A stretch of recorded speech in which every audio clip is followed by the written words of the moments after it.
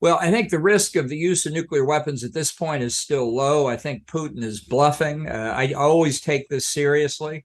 It has to be evaluated carefully, but I think Putin, this is part of the psychological warfare, if you will, against Europe in particular, to see if the Russians can break the resolve of the Germans, the French, and possibly others, to scare them, to intimidate them, to bully them, to back off their support of Ukraine. I could imagine Putin using nuclear weapons only in extreme circumstances where Russia was in total flight out of Ukraine, or where Putin's own domestic political standing was really in jeopardy, which is not the case yet. So I think, as I say, we always take it seriously, but so far I think Putin's bluffing. Everybody was very surprised at the poor performance of the Russian military on a sustained basis from the beginning of the invasion right until the present day. It's common knowledge in Washington that in the first days after the invasion, U.S. military and intelligence officials briefed Congress on what they expected to happen. And what they said was they thought the capital, Kyiv, would fall in a matter of days and the whole country would fall in a matter of weeks. So it wouldn't be surprising if that's what American intelligence thought. And that was consistent with what other NATO countries saw as well.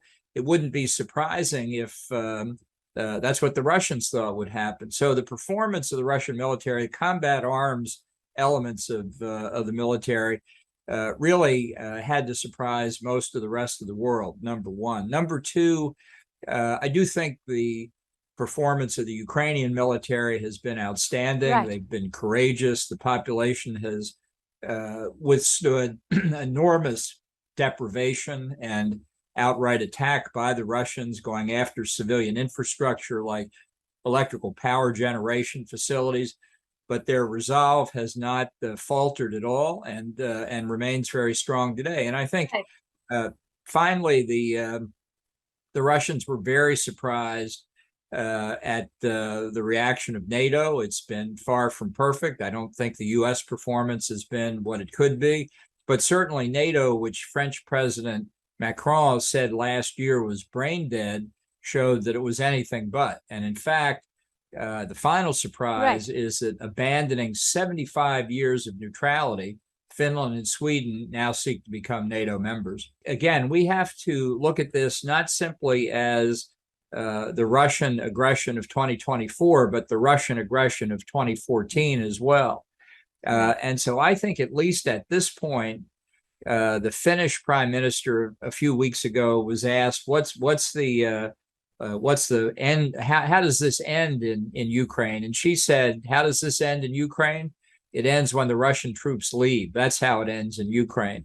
And I think for now, that's the only position to take. The Russians have to be defeated here, not simply stalemated. There has to be a defeat.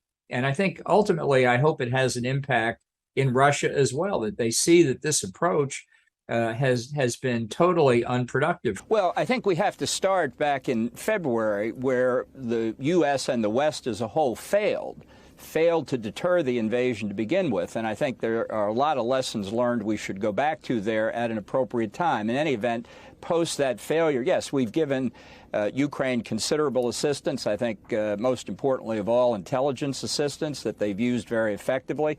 I think, unfortunately, in too many cases, the aid has been a day late and a dollar short. I'd certainly favor giving them Patriot missiles, and I would do more to assist them, too, because I think this act of unprovoked aggression by the Russians needs to be countered, not simply to defend Ukraine, but for the signal it sends around the world, particularly to Beijing. I do think it was a failure. It's the objective should not be to win the war. The objective should be to prevent the war. But I think in the Kremlin, looking at a variety of things, the fact that in 2014 they had invaded Ukraine for the first time and suffered insignificant penalties for it, insignificant sanctions and consequences, which could well have led Putin and the others to believe that they'd get the same reaction this time. And then I think also the American and NATO withdrawal from Afghanistan in the summer of 2021, which was a huge mistake on our part. also contributed to the Russians feeling that they could get away with this second invasion of Ukraine. And I have to say, listening to what President Biden said earlier this year, it was almost as though he didn't think he could deter the Russians from invading.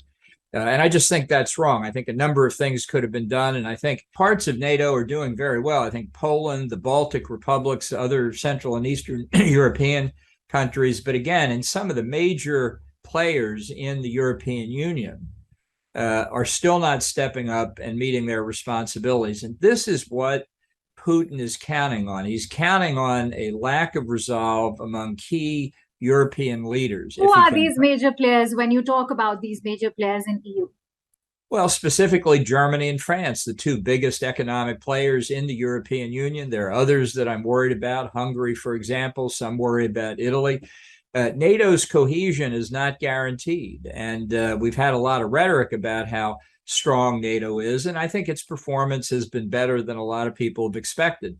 But it's not what it could be. And again, the importance of this plays out not simply in Ukraine, although that's the principal area of focus. It plays out in what the rest of the world sees and what's happening there. And if they see a lack of Western resolve, we will pay the price later. I think there's no doubt the current Security Council is broken and has been for quite some time. The problem is I don't see it changing anytime in the near future. I don't see either Russia or China acceding to any new permanent members. Charter of the United Nations is very clear to change the charter, which what you have to do to add permanent members to the Security Council requires the approval of the existing permanent members. So I can tell you as a former U.S. ambassador to the United Nations, and I've worked in UN affairs for many years, China's been blocking India from becoming a permanent member for decades. And I'm afraid it's not going to change because the Chinese are very rational and they don't want to see India as a counterpart to China in the Security Council. I don't see that changing. And I think it just demonstrates that on the really big issues that confront us internationally, Security Council is going to be a minor player. It's still a day late and a dollar short in the provision of much of the assistance. Going back to the famous Polish request to transfer Soviet-era MiG jets to the Ukrainians, which the U.S. rejected. Look, Ukraine's been invaded, completely unprovoked aggression. The war is being fought on the territory of Ukraine. The civilian population has suffered greatly. The infrastructure of Ukraine is being destroyed. Our objective should be to not just to prevail, but to prevail as soon as we can to reduce the humanitarian tragedy that's unfolding.